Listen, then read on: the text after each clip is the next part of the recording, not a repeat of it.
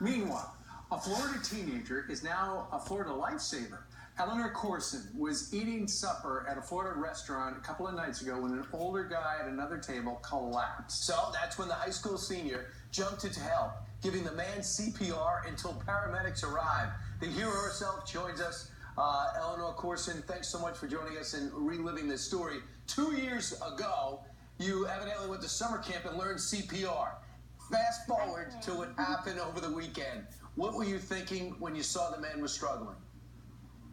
My mom was the first one to notice that he was struggling, in fact, and it wasn't until I turned around and saw just the life leave his body and he had sunken into her chest that I realized our next option was calling 911 and beginning CPR. I was definitely very confused and it was a very stressful situation, but I'm very glad I was there. Okay, so you see that the guy is not in good shape. Were you thinking to yourself, okay, I know what to do, but I sure hope maybe there's a doctor in the house or a nurse or somebody else first, right?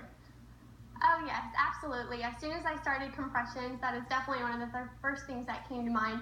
I was hoping and praying a doctor or a nurse would show up and say, move over, this is what I do for a living. But unfortunately, that was not the case, and I just continued on with compressions. So Eleanor, you do this with compressions, but so you had to calm down because you knew what was happening. It's been 2 years since you went to summer camp and learned this. So what exactly did you do? Because there's so many different ways of doing, CPR keeps graduating and changing. So how did you approach it? Well, I was very thankful to have a great waitress to my left. She was supporting his head and keeping his airways clear for me. And I had another great woman on my right who was on her hands and knees just praying and motivating all of us. Wow. So all I had to do was compressions while my mom held his feet and the lovely waitress supported his head for me. It started at 15, then you went to 30? I started with 10 compressions because I could see the life fall out of him. I mean, I was right there when it happened, so I was hoping it would only take about 10 compressions to get him back a couple times.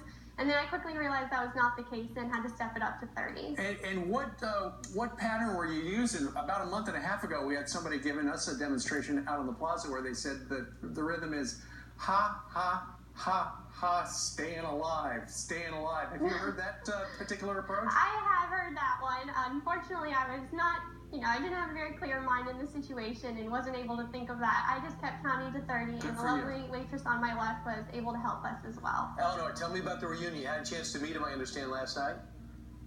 I did, and it was one of those precious moments you will never forget. He is sitting up, he is happy and healthy and with his family, and it was a wonderful experience getting to see him. Well, I know you've been on mission trips where you've helped provide medical aid abroad. This is the first time you actually provided medical aid at what looked like a Chili's.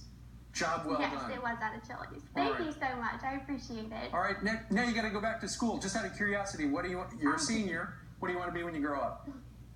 I had every intention of going into psychology and pre-med and hoping to pursue a career in psychiatry. But after the events on Sunday night, I have a little more faith in myself and being able to go potentially into emergency medicine. So I do think medical school is in my future. That's fantastic. I do too.